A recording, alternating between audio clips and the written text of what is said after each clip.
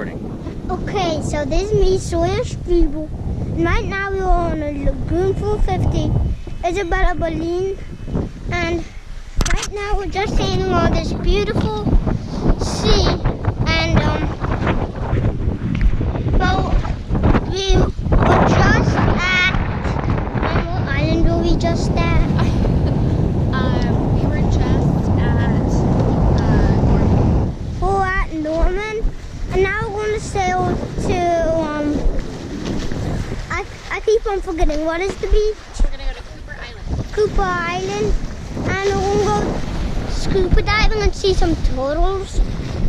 And yeah, those guys were just that. And let me go show you the inside really quick. This is our speedboat.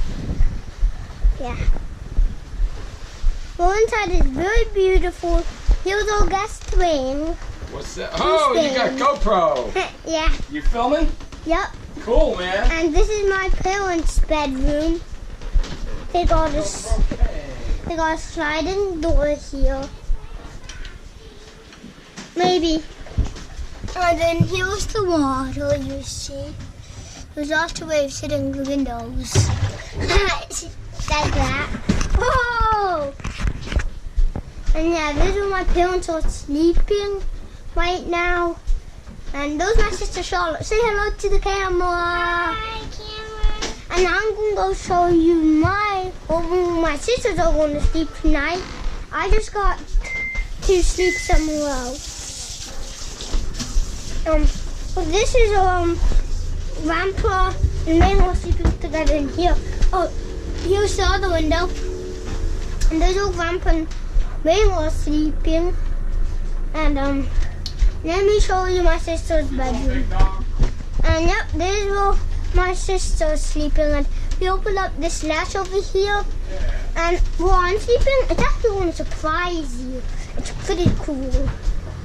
First let me show you these latches. That's where the water's being stored.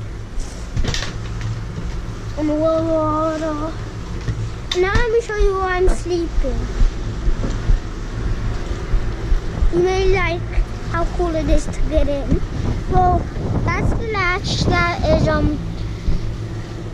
think my parents' bedroom. And now let me show you where I'm going to sleep. Showing the family where I'm going to sleep. And I'm going to show them more like around the boat and stuff. And here's where I'm just going to sleep tonight.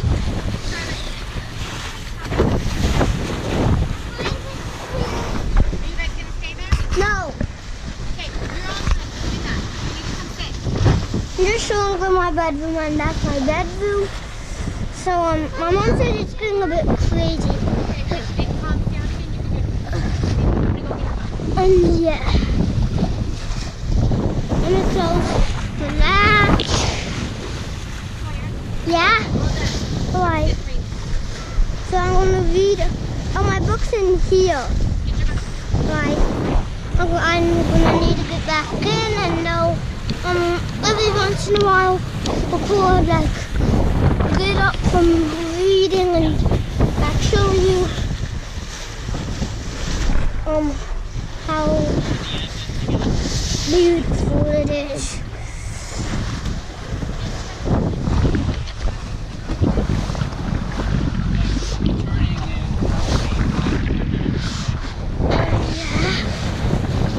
I'm going to close the latch and I'm going to read up with my dad and grandpa.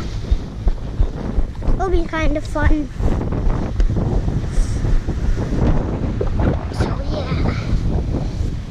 So I'm going to sit right in between them. There's my dad and grandpa. That's still going? Yep. Yep. And those are the cool GPS stuff. Now where was I? Ronald Dale, Charlie and the Chocolate Factory, the same author that wrote The Witches that we're reading in class, but you probably finished. Right now you're recording right here. Oh. Yeah. So I'm on the great glass elevator right now. I never seen anything like it, cried Mr. Wonka. The children are disappearing like rabbits. But you mustn't worry about it. They'll all come out of the wash. Mr. Wonka looked at the little group that stood beside him in the corner. There were only 2 children left now. TV and Charlie Bucket. They were 3 grown-ups. Mr. and Mrs. TV and Grandpa Joe. Shall we move on? Mr. Wonka asked. Oh yes, cried Charlie and Grandpa Joe both together. My feet are getting tired, said Mike TV. I want to watch television. If you're tired, then we better take the elevator, said Mr. Wonka. It's over here. Come on. In we go. He skipped across the passage to double doors. The door slid open. The 2 children and the grown-ups went in. Now, cried Mr. Wonka, which button shall we press first? Take your Charlie Bucket stared around him in amazement. This was the craziest elevator he ever seen. There were buttons everywhere. It wasn't even the ceiling was covered with rows and rows and rows of small black push buttons. There must have been Give it the beans. 1,000 on the You ceiling. come over here. Now Charlie noticed that every single button and a tiny printed label beside it, telling which room it would take to if you pressed it. This isn't just an ordinary up and down elevator, announced Mr. Wonka proudly. This elevator can go sideways and long ways and slant ways and other ways you can think of. And there's any single room in the whole factory, no matter where it is. I think we still got Listen to press the button and 5-10 zoom. minutes before we You're get off. in, so, okay. Fantastic, murmured Grandpa Joe. His eyes were shining with excitement as he stared at the rows and rows of buttons. The whole elevator is made of thick, clear glass, Mr. Wonka declared. Walls, doors, ceiling, floor, everything is made of glass so that you can see out. But there's nothing to see, said Mike TV. Choose a button, said Mr. Wonka. The 2 children may have pressed one button each, so take your pick. Hurry up, in every room something delicious and wonderful is being made. Quickly, Troy started reading some of the labels alongside the buttons.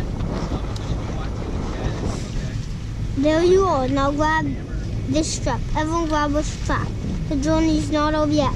Old Grandpa Joe straggled to his feet and caught hold of a strap. Poor Charlie, who couldn't possibly reach as high as that, was around Grandpa Joe's legs and hung on tight. No, it actually helps. The elevator rushed on at the speed of a rock. Now it was beginning to climb. It was shooting up and up and up on any center course. It was the climb a very steep hill. And suddenly, as it had come to the top of the hill, it had gone over a precipice. It dropped like a stone. And Charlie felt his tummy coming right up into his throat. And Grandpa Joe shouted, "Yippee! Here we go!" And Miss TV cried out, "The rope has broken! We're going to crash!" And Mr. Wonka said, "Calm yourself, my dear lady," and patted her comfortably on the arm. You're And standing on then it. Grandpa Don't Joe stand looked on down and Charlie, who was clinging to his leg, said, "Are you right?" it. Don't go on. "Oh my God!" Do it. Whoa! Did you see that, guys? That is what it's called amazing.